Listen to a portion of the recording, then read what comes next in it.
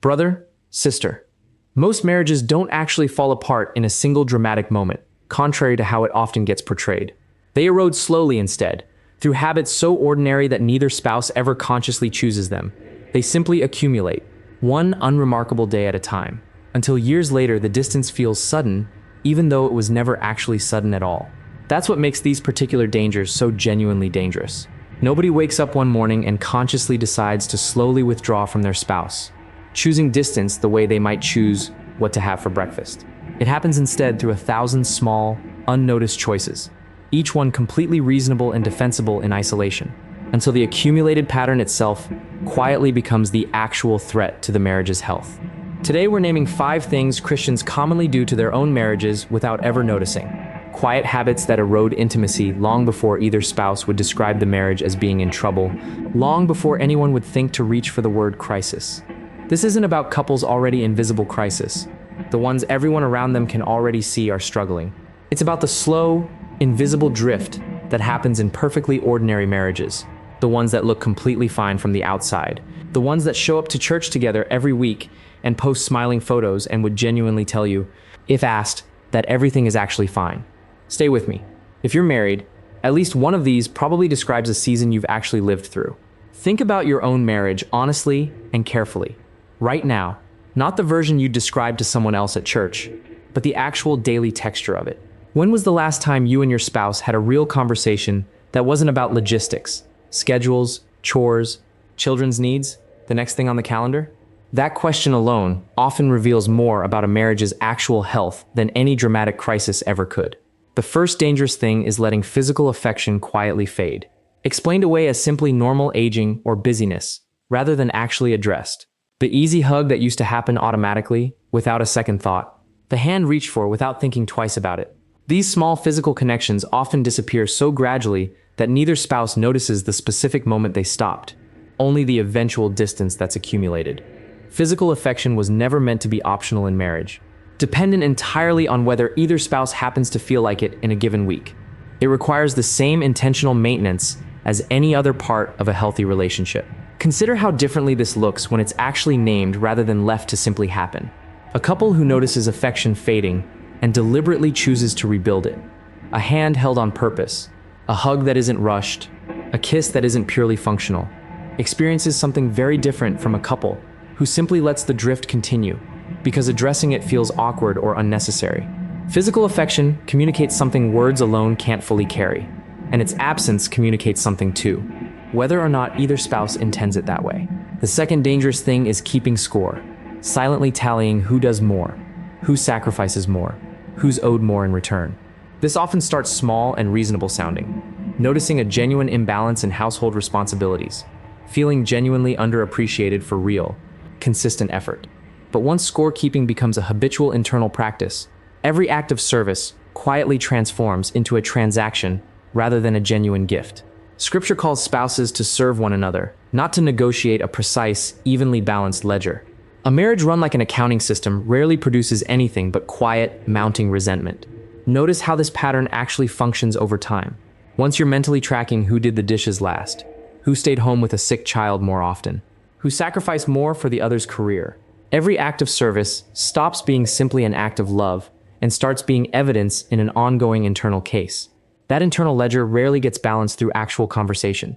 It just accumulates silently, until the resentment eventually surfaces in an argument that seems, on the surface, to be about something else entirely. The third dangerous thing is letting children or work gradually take the marriage's central place, until spouses function more like co-managers of a household than an actual couple. This one is especially easy to genuinely miss precisely because it happens through genuinely good things. Caring well for children, working hard to provide.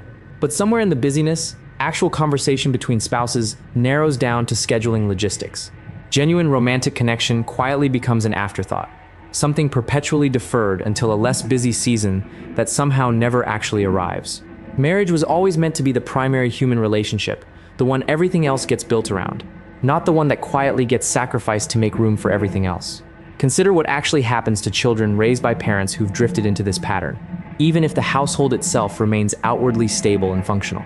Children absorb far more from watching their parents' actual relationship than from anything explicitly taught to them.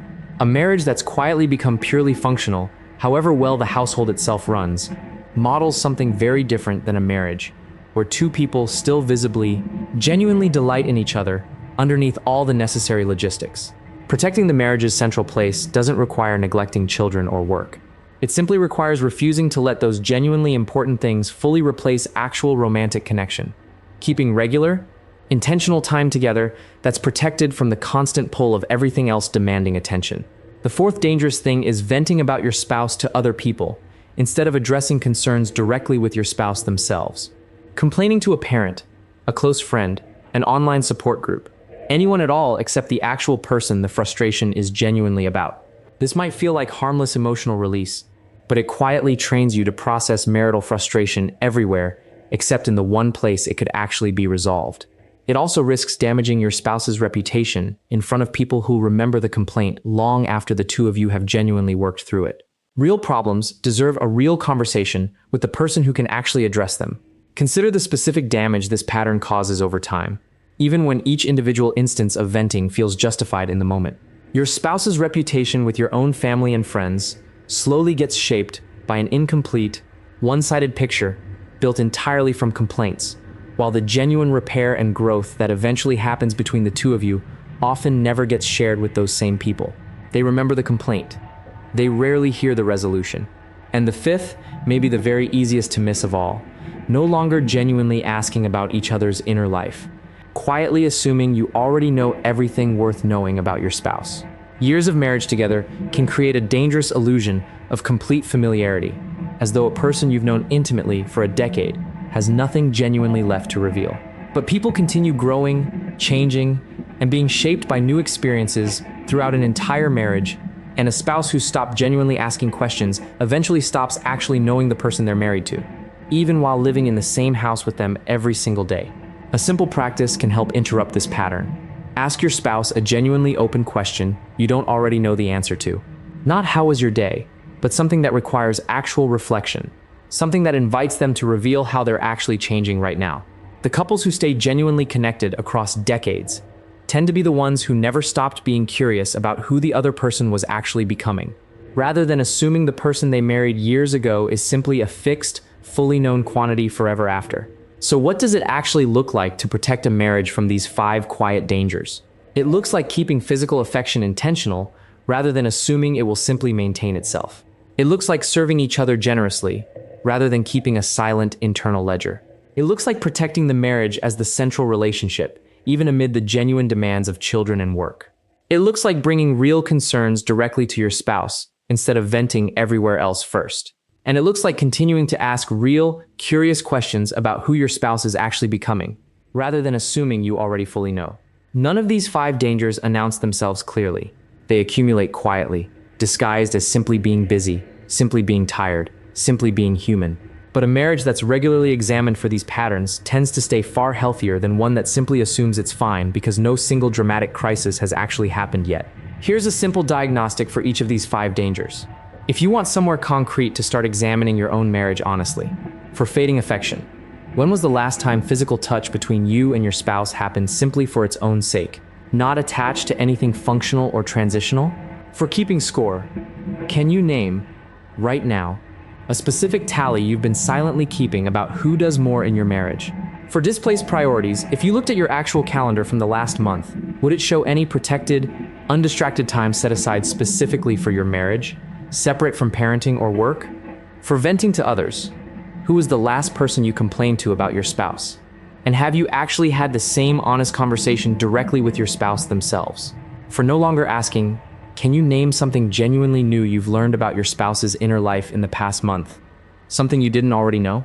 None of these questions are meant to induce panic about an otherwise healthy marriage, or to suggest that every ordinary difficulty indicates one of these 5 dangers taking root. Every marriage experiences seasons of busyness, exhaustion, and reduced connection, especially during genuinely demanding periods like new parenthood, career transitions, or caring for aging parents. The danger isn't the season itself. It's the season becoming permanent through sheer inattention, never actually being named or addressed once the acute pressure eventually eases. Consider how differently a marriage functions when these 5 patterns are actually named and addressed regularly. compared to one where they simply accumulate silently for years. In the first marriage, affection gets rebuilt intentionally when it starts to fade. Resentment gets voiced and resolved rather than silently tallied. The relationship itself stays protected even amid genuine busyness. Real problems get brought directly to the person who can actually address them, and curiosity about each other never fully disappears.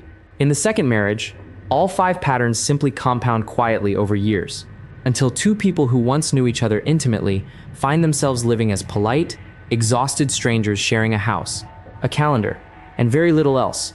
This doesn't require a dramatic intervention or a formal counseling session to begin addressing, though either can genuinely help when a marriage has drifted significantly. It often starts much more simply.